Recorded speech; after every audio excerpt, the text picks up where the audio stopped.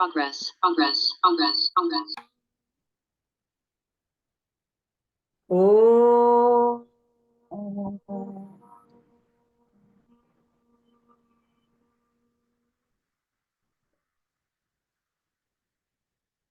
ओ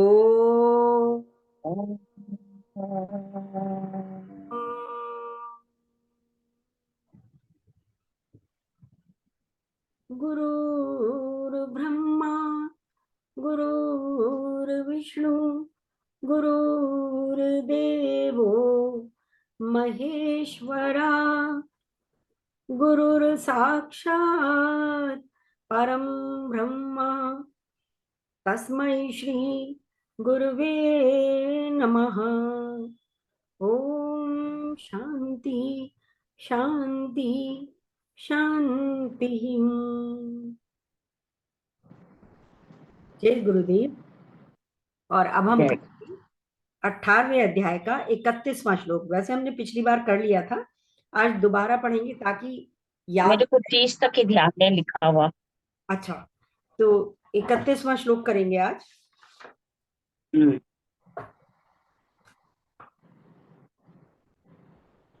यया धर्म अधर्म च कार्य चा कार्यम एव च अयथावत् प्रजानाति बुद्धि सा पार्थ राजसी।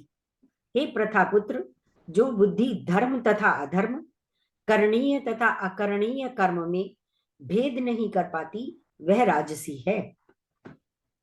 In English, the intellect which understands wrongly dharma, righteousness, and adharma, unrighteousness, and also what ought to be done and what ought not to be done, that, O Parth, is rajasic. पूरे श्लोक में शब्द यथावत जानाति अर्थात जो यथावत नहीं जानता, जो जैसा उन्होंने एक्सप्लेन किया है वैसे नहीं जानता, ये मुख्य बिंदु है। एक शब्द होता है सही जानना, दूसरा शब्द है नहीं जानना।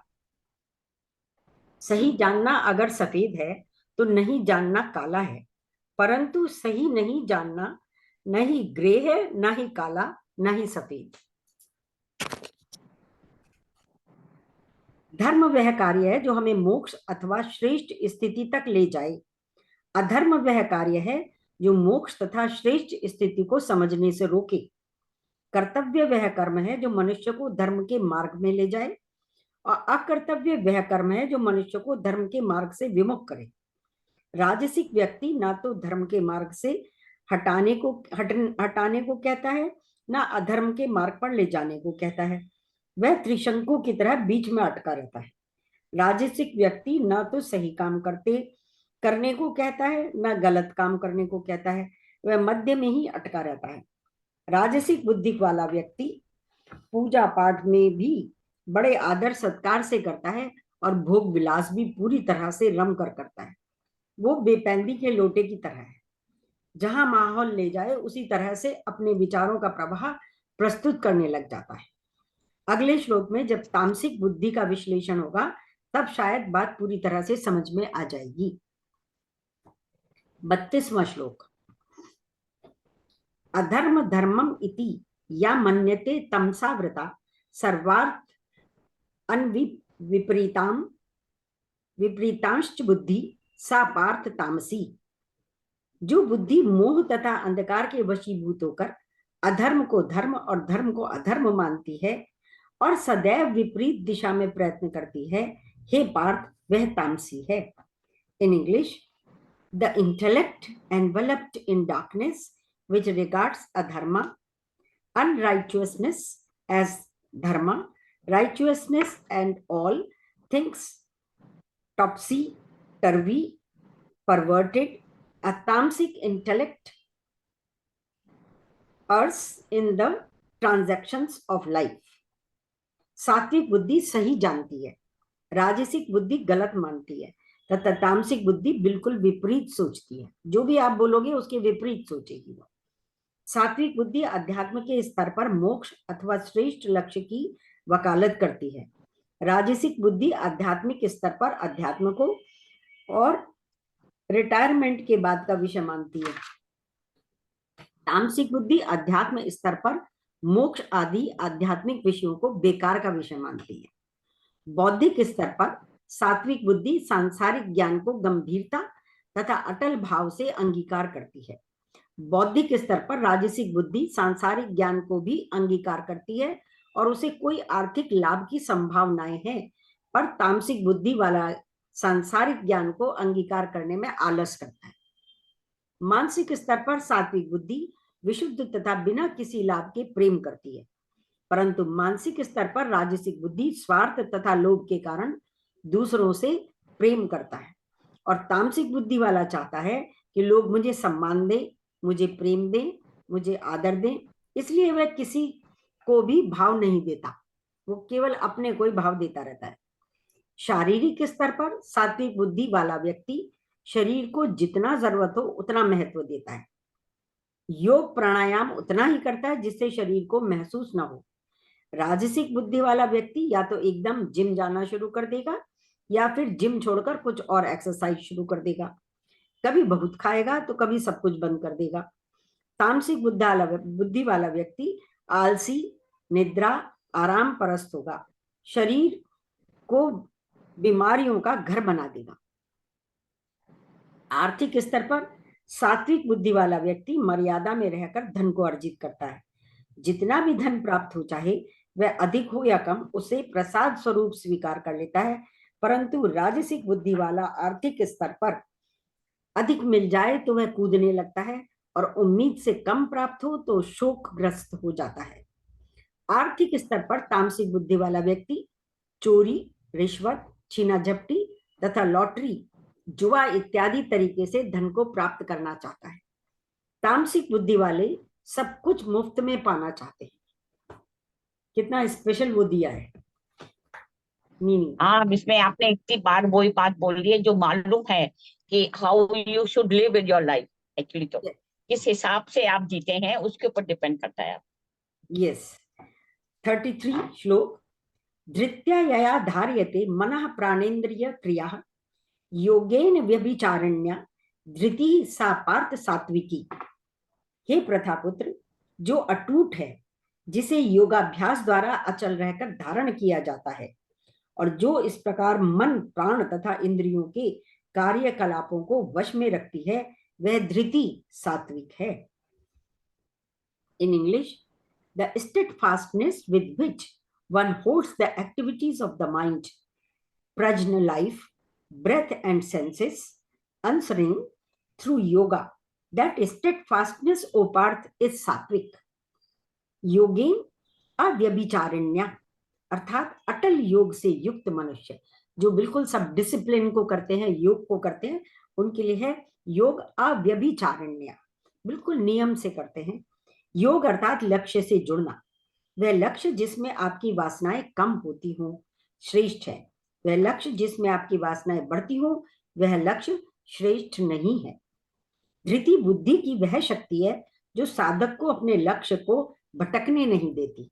ऐसा संकल्प मन के अंदर आ जाता है कि साधक उस अपनी जो उसने लक्ष्य बनाया है उससे भटक नहीं पाता। यदि ऐसा कोई व्यक्ति परिस्थिति जो साधक को भटकाने की कोशिश करे, उस समय साधक इंद्रियों, प्राण तथा मन को बुद्धि द्वारा स्वयं को मार्ग में लगाए रखता है। जब भी कोई भटकाने की कोशिश करता है मन या कोई इंद्रिय, तो वो बड़े कंट्रोल से, संकल्प से अपनी बुद्धि को भटकने नहीं देता। जब भी आप किसी श्रेष्ठ काम को करोगे तो रास्ते में बाधाएं आएंगी ही आएंगी। सात्विक धृति वाला मनुष्य उन बाधाओं के कारण अपने लक्ष्य से भटकता नहीं है। हमारे शास्त्रों में इसी प्रक्रिया को असुरों द्वारा चित्रित किया गया है। उदाहरण के लिए, जब भी ऋषि मुनि यज्ञ की शुरुआत करते थे तो राक्षस और असुर आकर उसमें विघ्न डालते थे।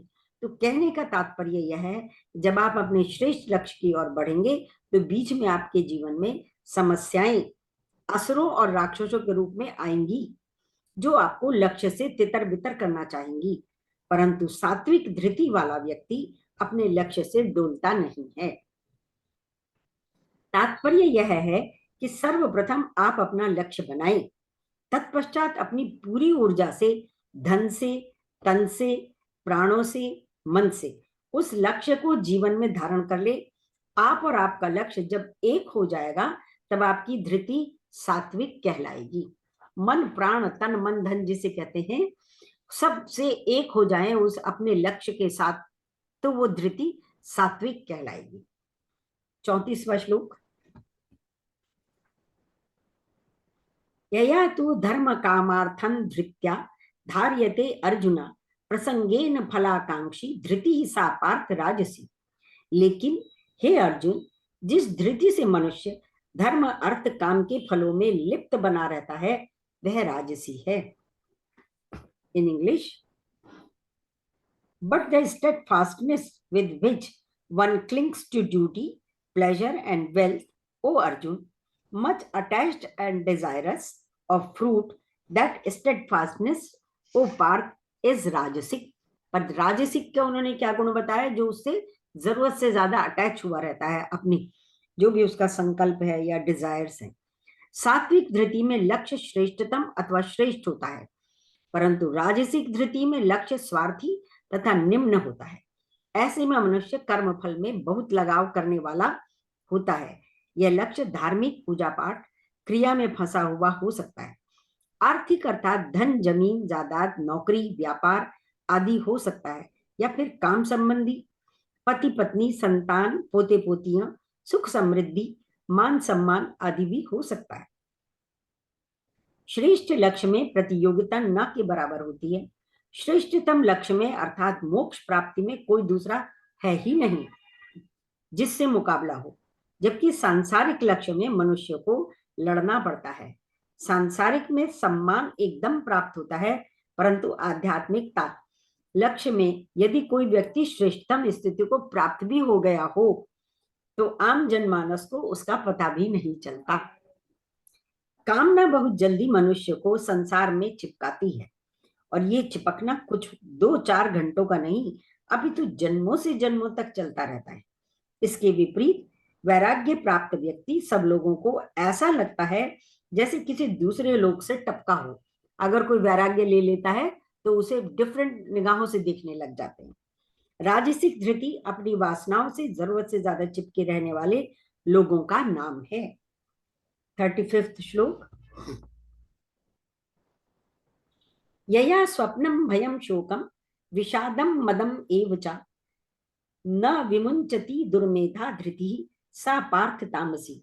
हे पार्थ, जो धृति स्वप्न, भय, शोक, विषाद तथा मोह के परे नहीं जाती, ऐसी दुर्बुद्धि पूर्ण धृति तामसी है। इन इंग्लिश,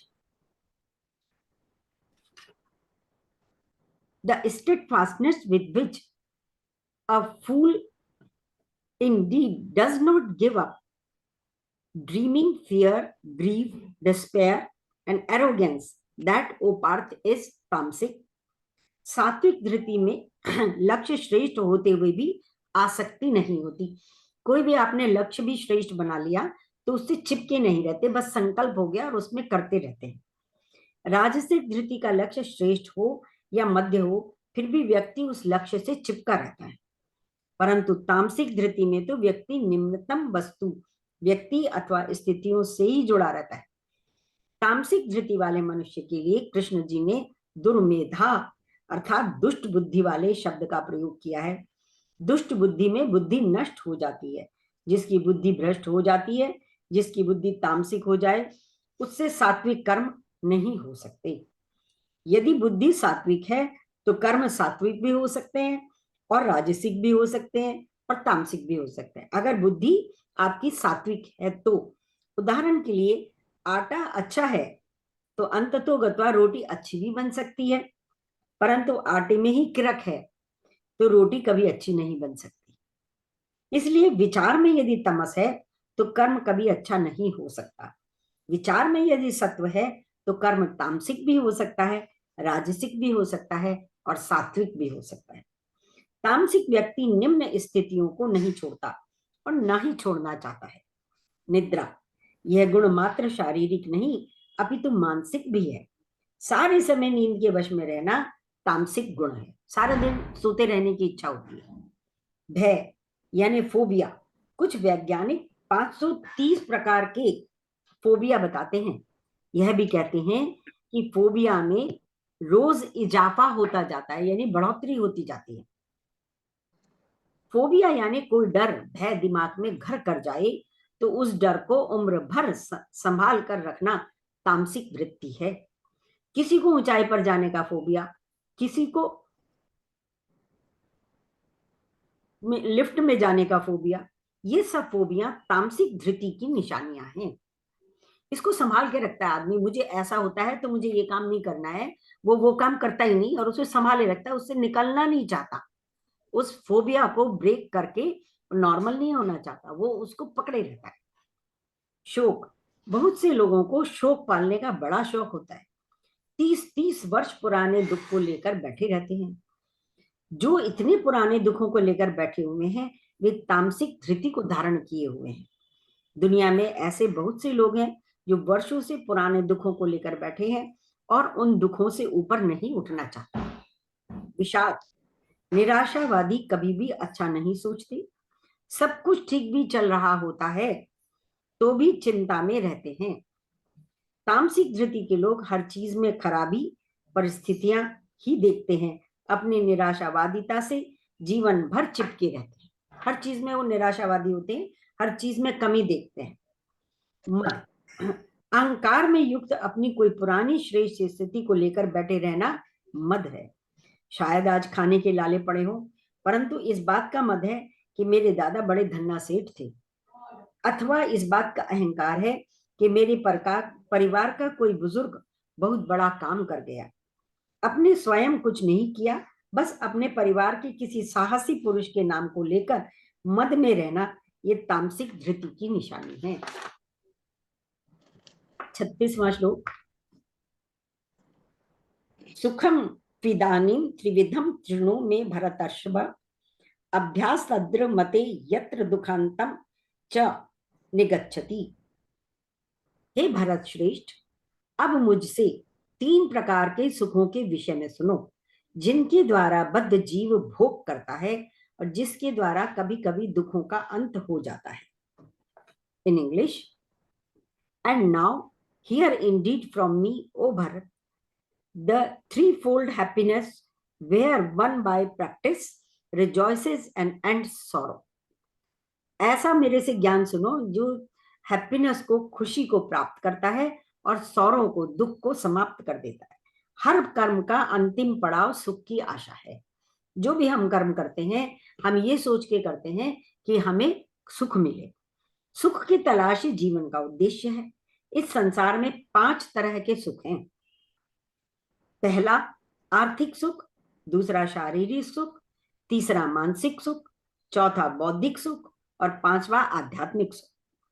आर्थिक सुख एकदम आता है और एकदम चला जाता है। शारीरिक सुख थोड़ी देर में आता है और थोड़ी देर में चला जाता है। मानसिक कुछ समय उपरांत आता है और कुछ समय रहता है फिर चला जाता है। बौद्धिक सुख काफी प्रयासों के बाद आता है और सालों साल रहता है। परंतु आध्यात्मिक सुख बहुत तपस्या के उपरांत आता है तथा एक बार आ जाए तो कभी नहीं जाता। यह भी बात पक्की है कि तन के सुख के लिए धन का त्याग किया जाता है। जब हमें तन का परेशानी आती है, दुख आता है, तो उस सुख को प्राप्त करने के लिए हमने धन कमाया है उसका त्याग करना होता है। उदाहरण के लिए शारीरिक बीमारी के लिए पैसे का त्याग कर दिया जाता है। मानसिक सुख के लिए धन तथा तन की परवाह नहीं की जाती। जैसे परिवार में संतान के विवाह पर व्यक्ति धन तथा तन के सुखों को ज्यादातर त्याग देता है। बौद्धिक सुख अर्थात सांसारिक ज्ञान, नाम, यश और सम्मान के लिए मनुष्य धन तथा मन और तन तीनों को छोड़ देता है। उदाहरण के लिए बच्चे को दूर देश में किसी कॉलेज में एडमिशन मिल जाए तो अधिकतर मनुष्य पैसे को, शरीर को, आराम को तथा मन के मोह को त्याग कर विद्या ग्रहण करने के लिए बच्चे को बाहर भेज देंगे।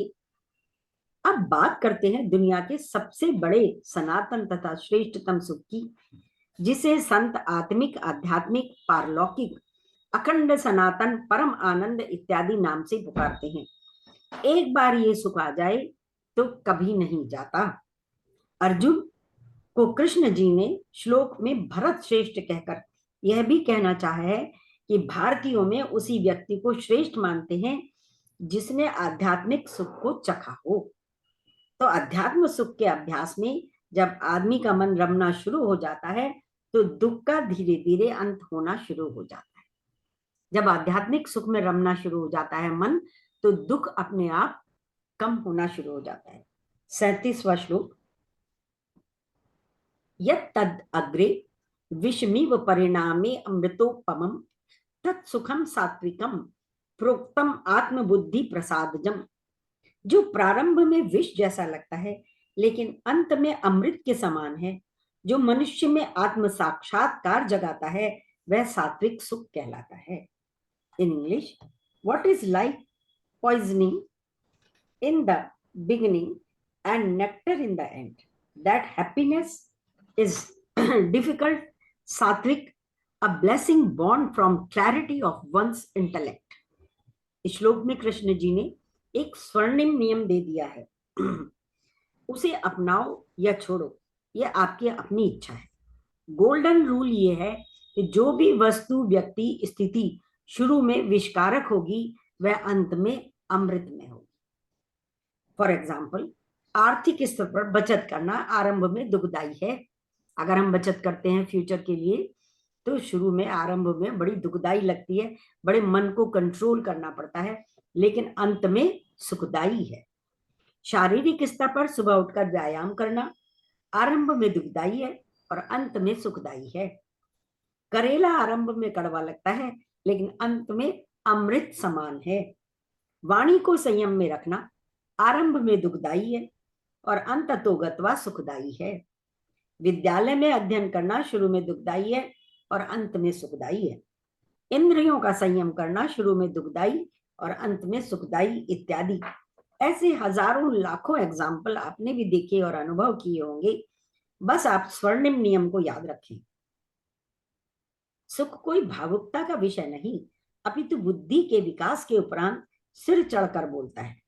बुद्धि द्वारा किया गया कार्य शुरू में कष्टदायक होता है, किंतु उसका परिणाम अंत में अत्यंत महान उपलब्धि का चिन्ह होता है।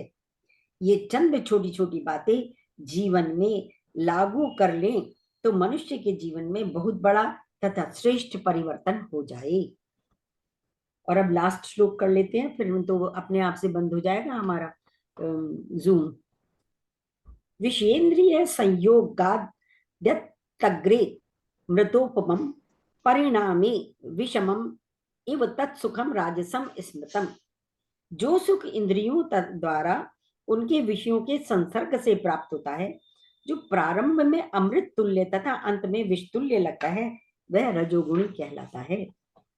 In English, the happiness arising from contact of sense organs which object which in the beginning is like nectar and in the end like poison, that is considered rajasic। बात साफ, सरल और सत्य है। जो वस्तु, व्यक्ति, स्थिति इत्यादि शुरू में मजा देती हैं, वह अंततोगत्वा दुख का कारण बनती है। फॉर एग्जाम्पल, उधारी से आरंभ में दिवाली, बाद में दिवाला आलस्य से आरंभ में भोग है और बाद में रोग है। उधारी ले ली किसी से, आजकल वो चल रहा है ना, EMI देते हैं, मजा पहले ले लेते हैं और फिर सारी उम्र उसका पेमेंट करते रहो। कुसंग से आरंभ में अय्याशी है और बाद में सत्यानाशी है। अविद्या में आरंभ में मजा और बाद में सजा है। इस तरह सात्विक सुख एक दिए की तरह है जो रात भर जलता है, अंधेरे से लड़ता है और कोई भी शोर नहीं मचाता। राजसिक एक फुलझड़ी है, फुलझड़ी के समान है, बहुत शोर मचाता है पर उसकी रोशनी का समय कुछ पल तक ही सीमित होता है। 39 श्लोक कर लेते हैं, अभी है 5 minute.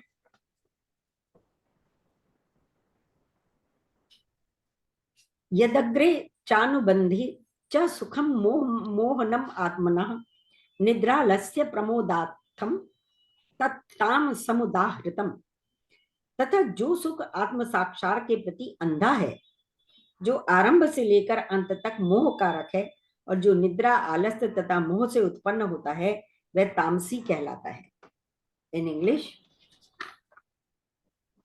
The happiness delusion of self in the beginning and in the sequel arising from sleep indolence and heedlessness that is said to be तामसिक। सात्विक सुख आरंभ में विष की तरह, बाद में अमृत के समान है। राजसिक शुरू में अमृत तथा बाद में विष के समान होता है।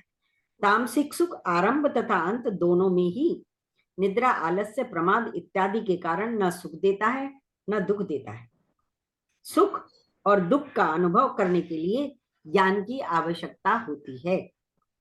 तामसिक व्यक्ति की बुद्धि इतनी भ्रष्ट हो गई है कि वह किसी जड़ वस्तु की तरह दिन, महीने, साल तक जीता रहता है। सात्विक मनुष्य में श्रेष्ठतम अथवा श्रेष्ठ लक्ष्य होते हैं। राजसिक मनुष्य में स्वार्थी लक्ष्य होते हैं। तामसिक मनुष्य में कोई लक्ष्य ही नहीं होता। सुख दुख की अति ही मोह है। जब हम ज्यादा सुख की कामना करते हैं और दुख से ज्यादा परेशान होते हैं, उसकी अति ही मोह कहलाती है।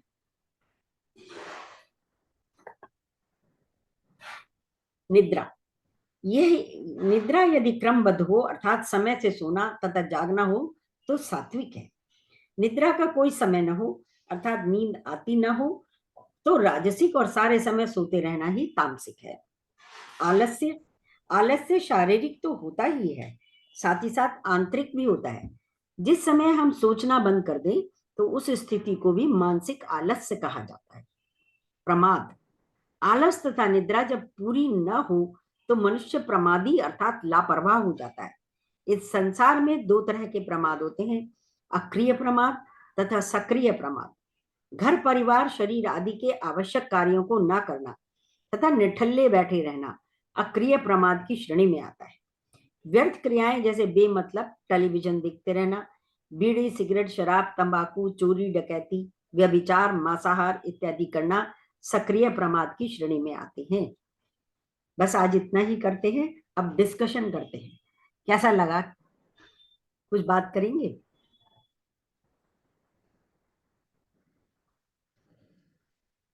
हेलो, तो वही चीज। हेलो, हाँ जी। और कौन है? आ गए दो जने। देखिए, दो जने आपने जितना पढ़ा है वो रोज का ही है, लेकिन क्या होता है ऑन द डॉट आदमी घबरा जाता है, सब गलत बलत कर देता है।